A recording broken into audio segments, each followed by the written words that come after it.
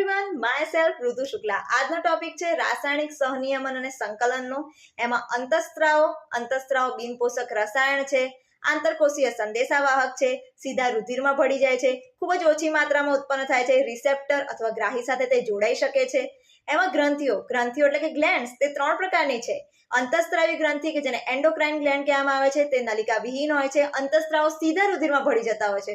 ઉદાહરણ તરીકે આવશે હાઇપોથેલેમસ, પિનિયલ, પિટ્યુટરી, થાઇરોઇડ, પેરાથાઇરોઇડ. બીજા નંબરમાં છે બાહ્યસ્ત્રાવી ગ્રંથિ કે જેને કહેવામાં આવે છે એક્ઝોક્રાઇન ગ્લેન્ડ કે જે નલિકાયુક્ત હોય છે, એટલે અંતઃસ્ત્રાવો નલિકામાં વહન પામતા હોય છે. એમાં ઉદાહરણ છે પરસેવો, શ્લેષ્મ, લાળ, દૂધ, આ બધાનો સમાવેશ થતો હોય છે. ત્રીજા નંબરમાં છે સંયુક્ત અથવા મિશ્ર ગ્રંથિ કે જેને હેટરોક્રાઇન ગ્લેન્ડ કહેવામાં આવે છે કે જેની અંદર અંતઃસ્ત્રાવી ગ્રંથિ અને બાહ્યસ્ત્રાવી ગ્રંથિનું મિક્સઅપ હોય છે. એના ઉદાહરણ છે યકૃત, જનનપિંડમાં આવશે શુક્રપિંડ અને અંડપિંડ અને સ્વાદુપિંડનો સમાવેશ થાય છે.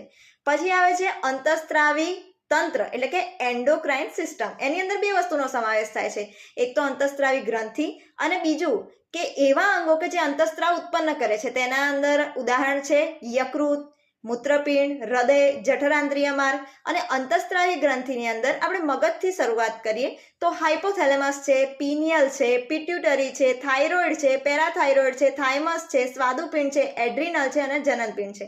Thank you.